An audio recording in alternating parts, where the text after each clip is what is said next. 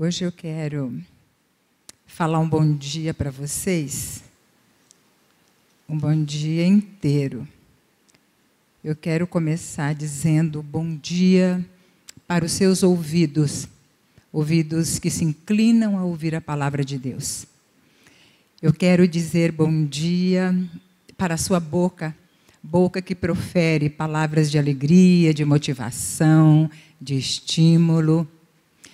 Eu quero dizer bom dia para o seu coração, coração que aloja a fonte da vida. Eu quero dizer bom dia para as suas mãos, seus braços, que acolhe, que se estende na direção da necessidade do irmão.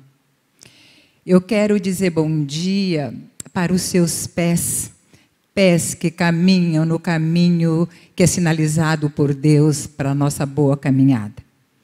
E eu termino dizendo bom dia para o seu corpo inteiro, que é morada do nosso Santo Espírito.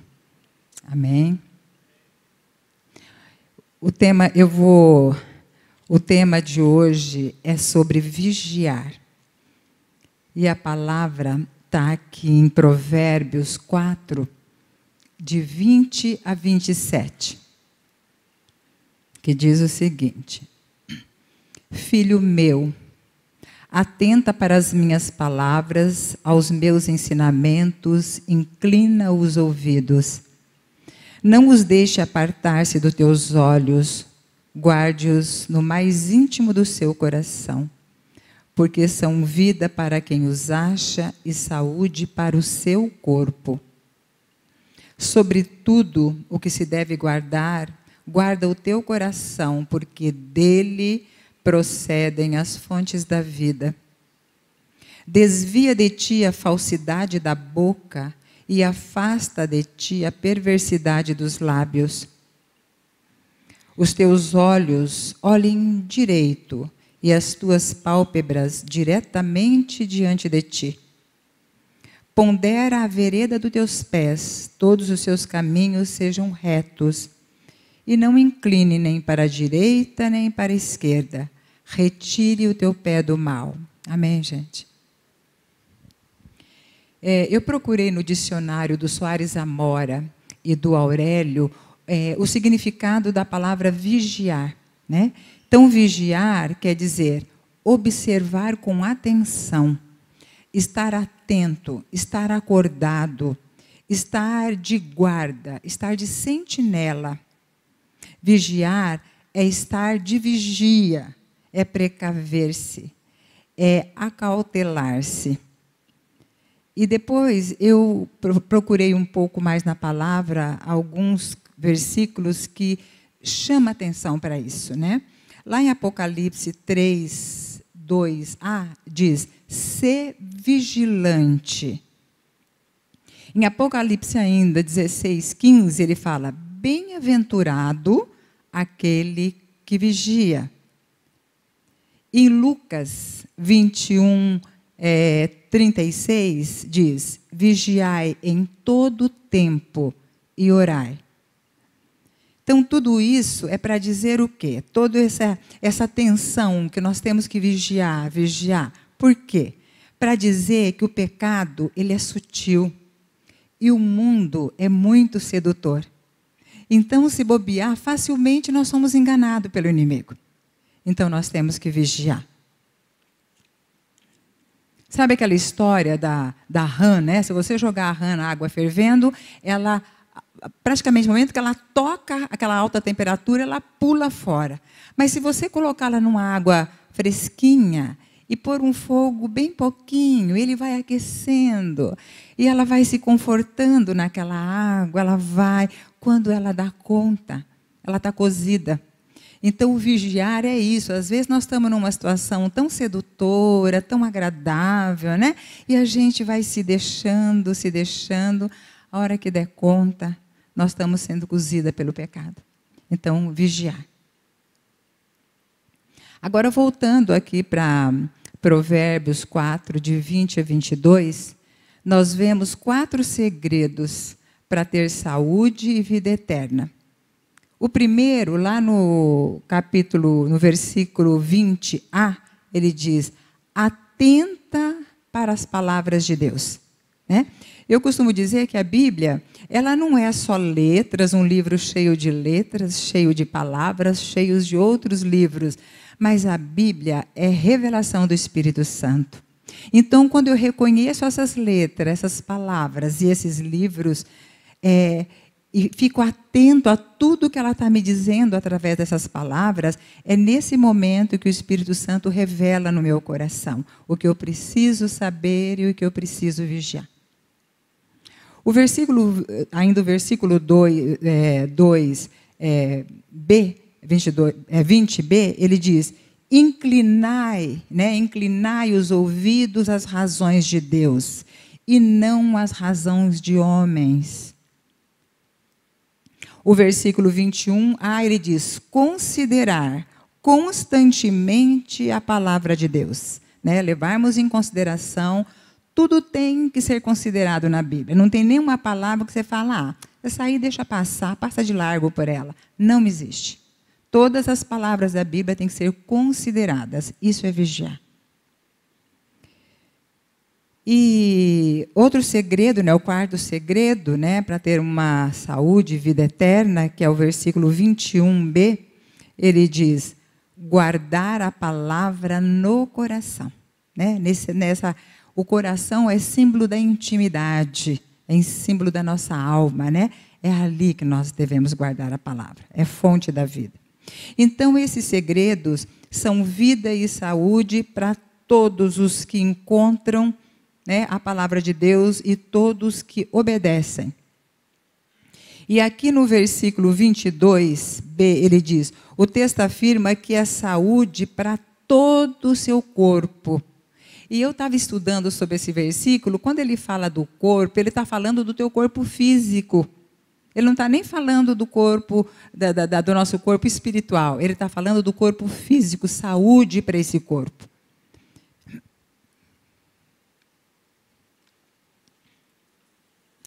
Agora, quando o cristão se conscientiza dos seus plenos direitos no evangélico, ele vai poder ter saúde física, bem como saúde espiritual. Tá? Lá em 3 João 2, diz assim: amado, desejo que te vá bem em todas as coisas e que tenha saúde, assim como vai bem a tua alma. Então, gente, caminhar nesse vasto caminho, vigiando, é você colher saúde para o teu corpo e colher saúde também para a tua alma. Agora, voltando novamente a Provérbios, que é o nosso texto, em 23 a 27, o versículo 23, ele diz: sobre tudo o que se deve guardar, guarda o teu coração, porque dele procedem as fontes da vida. Eu acho que a referência aí não é apenas essa infinidade de artérias que nós temos, que leva sangue por todas as partes do nosso corpo, mas também se refere às nossas ações boas e más que procedem do coração ou do interior do homem. Então, é esse estar atento ao coração, que é esse centro de onde pode sair boas coisas ou má coisas. Então, vamos vigiar o nosso coração. Então, nós devemos vigiar o nosso coração, devemos vigiar o nosso interior, as nossas emoções, vigiar os nossos sentimentos e, principalmente, vigiar os nossos pensamentos. Porque quando você dá conta, você já pensou, tá?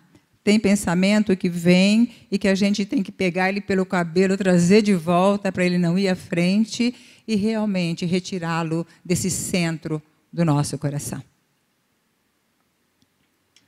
Quando alguém guarda o coração do mal, fica fácil para ele obedecer aos outros mandamentos dessa passagem, do 23 ao 27.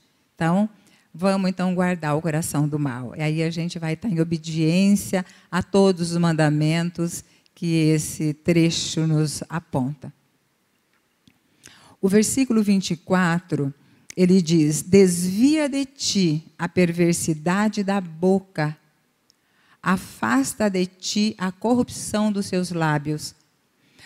Uma boca, ela pode ser falsa ou perversa, e ela é descrita de 3 maneiras. Vamos ficar atento aqui. A primeira maneira diz o seguinte, que o homem que fala coisas perversas, ele pode usar a boca para dizer coisas perversas, né?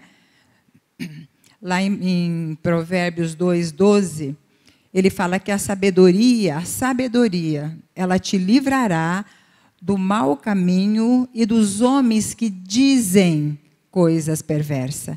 Então, gente, a sabedoria é um caminho para a gente fugir daquilo, né? Vigiando para a gente fugir daquilo que nos leva de encontro àquilo que não é bom para a nossa vida, nem para a vida do nosso irmão. A outra maneira, ele fala da boca falsa, né? Que aquela boca que faz calúnia, aquela boca enganosa, aquela boca que profere mentiras. E depois ela fala de lábios perversos, né? E lá em Provérbios 4:24, aliás, 6:12, ele fala assim: o homem vil, o homem desprezível, ele anda em perversidade de boca, né? E depois fala também lá em 24:4, que nós já falamos, que é desvia de ti a perversidade da boca, né? E afasta de ti a corrupção dos lábios.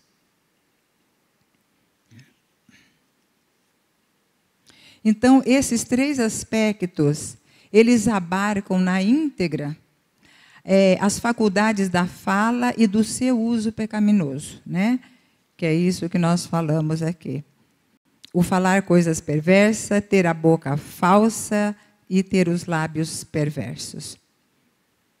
Em Mateus 12, 36, 37, a palavra diz assim: toda palavra fútil será julgada. Porque eu estava pensando sobre isso, né? Palavra fútil. Gente, como a gente ouve palavra fútil? Sabe, que não tem nenhum significado para a gente, né? Pelo menos significado bom. Porque a palavra, ela é poderosa. A palavra, quando você fala, ela pode tanto te salvar como te condenar. Então, nós temos que estar o tempo todo muito atento, vigiando aquilo que sai da nossa boca, né? A Bíblia fala que sai da boca o que o coração está cheio, né? Então, quando você vigia a boca, você está vigiando também o teu coração. E está vigiando a condição ou de ser salva ou de ser condenada. Então, gente, não abra a sua boca para amaldiçoar. Não abra a sua boca para entristecer o outro. Não abra a sua boca para dizer coisas vazias e sem nexo, que não vai edificar a vida do seu irmão e muito menos a sua vida. Não vai somar naquilo que você diz. Abra, sim, a sua boca para orar, para abençoar, para elogiar alguém, para dar uma boa gargalhada, né? Tipo as gargalhadas da Raquel, que a gente já conhece, é uma boa gargalhada. Então, vamos abrir a boca para rir gostoso, né? Abrir a boca para exortar a vida de alguém, para dizer uma palavra de motivação, uma palavra de estímulo, uma palavra de descanso, uma palavra de paz. Isso sim, vale a pena você abrir a boca. Se não for para isso, ainda você ganha se ficar de boca calada. Tá? A vida cristã, ela é uma caminhada para frente, né? E lá em Provérbios 4:25 diz assim: olhar diretamente diante de ti, né? Tem pessoas que ficam o tempo todo olhando pelo retrovisor da vida, né? Sabe olhar para o retrovisor da vida? Quando eu olho no retrovisor, eu vejo aonde? À frente ou atrás? Atrás. Então, eu fico olhando para esse passado, né, da vida. E aí, o que acontece com essa pessoa que fica só olhando pelo retrovisor da vida? Ela vai se atropelar. Ela vai atropelar o outro. Ela vai atropelar os seus sonhos. Ela atropela os sonhos dos outros. Agora, de repente, eu posso dizer que eu posso até, de vez em quando, abrir uma portinha do passado. Mas só vale a pena você recorrer a esse retrovisor do passado, que é uma porta do teu passado, se for para trazer uma doce lembrança para a tua vida ou para a vida de alguém. Ou se for assim para ter um grande aprendizado. Se não for para isso, gente, a melhor coisa que a gente faz é trancar essa porta ou jogar a chave por baixo da porta para não pegar nunca mais, ou então, se der conta, até engolir essa chave. O que não pode é usar essa chave para abrir um passado que não traga nada de bom para o teu momento atual, nem para a tua vida, nem para a vida do outro. Tem uma parábola que fala sobre os 4 capítulos da vida. Então, ele diz assim no primeiro capítulo, que um homem estava andando por um caminho e, de repente, ele se afundou num buraco. Então, imagina, ele estava andando, olhando, sei lá para onde, de repente, vup, ele sumiu. Acho que ele falou, meu Deus, onde que eu estou? Parece que a terra abriu, né? Deve ter sido difícil até para ele tentar sair de lá, né? Porque ele não sabia nem onde ele estava naquela hora. O segundo capítulo, um homem estava andando por um caminho e ele viu o buraco. Agora ele viu o buraco, né? Mas ele não conseguiu se desviar do buraco. Ele caiu no buraco. Não sei se o buraco era tentador, mas ele caiu no buraco. Ele viu, mas ele caiu no buraco. Agora ele sabia que ele estava no fundo de um buraco. Acredito até que não tenha sido tão difícil quanto a primeira vez ele poder sair desse buraco. O terceiro capítulo, um homem estava andando por um caminho e ele viu o buraco.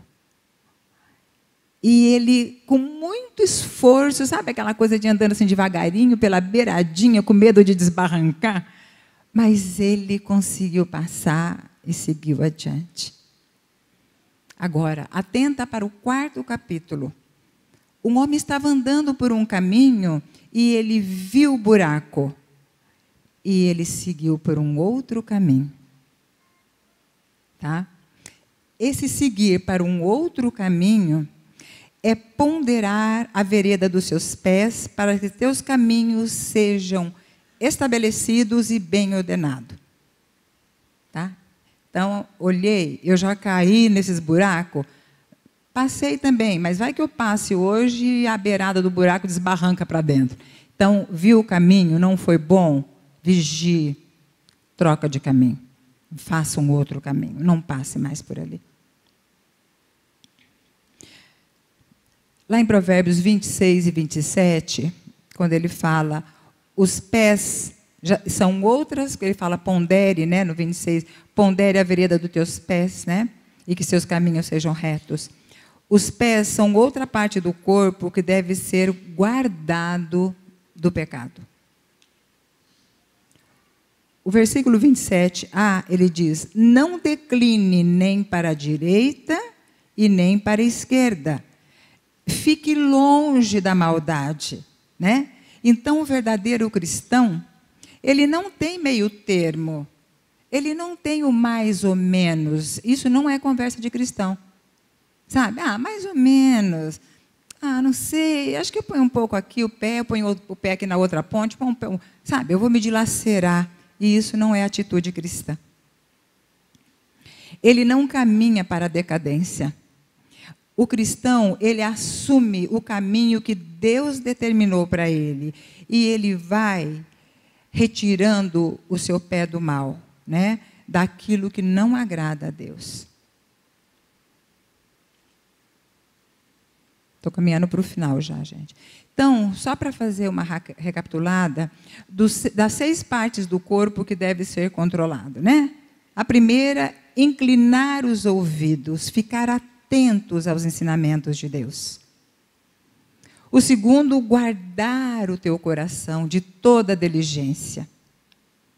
O terceiro, desviar a falsidade da boca, né? Falsidade, essa coisa de fazer calúnia, fofoca, de enganação. Então, ele fala, desviar a falsidade da boca. O quarto é afastar a perversidade dos lábios. Perversidade enquanto proferir maldade, né? Proferir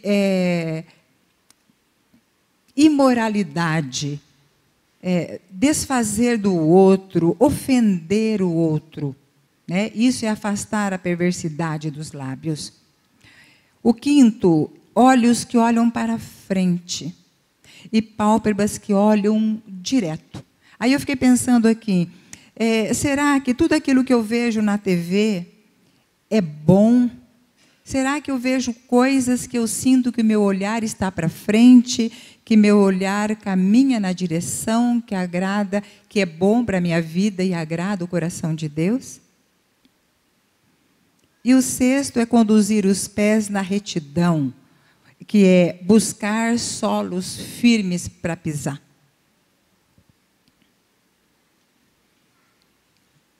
Então, foi a leitura que eu fiz desses versículos para vocês. E agora eu quero passar uma mensagem que eu recebi a semana passada no WhatsApp, que eu achei muito linda. Não tem o autor. Se ele demorar para mostrar, acho que eu vou colocar meu nome aqui embaixo, que eu achei tão lindo, né? Então, assim, a pessoa fala o que ele aprendeu com Deus. E é muito lindo. Ele diz assim: aprendi com Deus que ventos fortes nos fazem atravessar deserto como sementes, mas nós voltamos como flores. Ai, que lindo. Aprendi com Deus que palavras voam feito pássaros, mas atitudes silenciosas são como árvores que se fincam no chão, criam raízes e dão frutos.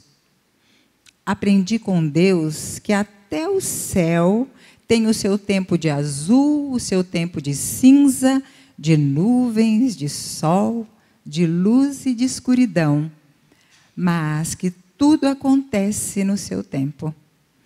Aprendi com Deus que acordamos todas as manhãs porque Ele é quem nos desperta para novas batalhas, para novas vitórias e para novas vivências. Aprendi com Deus que nada é por acaso, que para tudo e todos existe uma resposta e que com paciência tudo se encaixa no seu devido lugar. E aprendi com Deus que não existe sorte, existe bênçãos, que somos frutos de um amor sem igual e sem limites, e que a fé nos faz abençoados todos os dias pelo zelo e pela misericórdia de Deus. Amém, gente? É uma palavrinha rápida, mas eu espero que tenha edificado o coração de vocês e alertado para algumas coisas que são fundamentais na nossa caminhada com Deus. Amém?